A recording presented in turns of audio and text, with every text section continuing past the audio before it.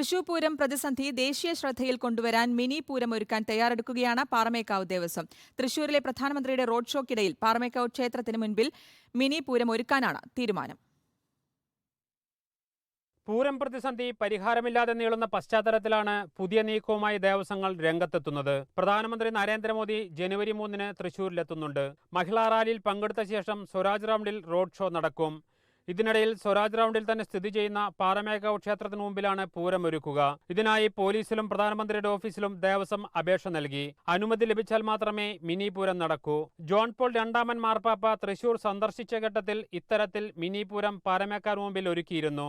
അതേസമയം കൊച്ചിൻ ദേവസ്വം ബോർഡിൽ നിന്നും ഹൈക്കോടതിയിൽ നിന്നും അനുകൂല നിലപാട് ഉണ്ടായില്ലെങ്കിൽ കേന്ദ്ര സഹായം തേടാനുള്ള നീക്കങ്ങളും ദേവസ്വം ആരംഭിച്ചു കഴിഞ്ഞു. കോൺഗ്രസും പൂരവിഷയത്തിൽ തുടർ സമര പരിപാടികൾക്ക് ഒരുങ്ങുകയാണ്. Reporter Jaisain, reporter Thrissur.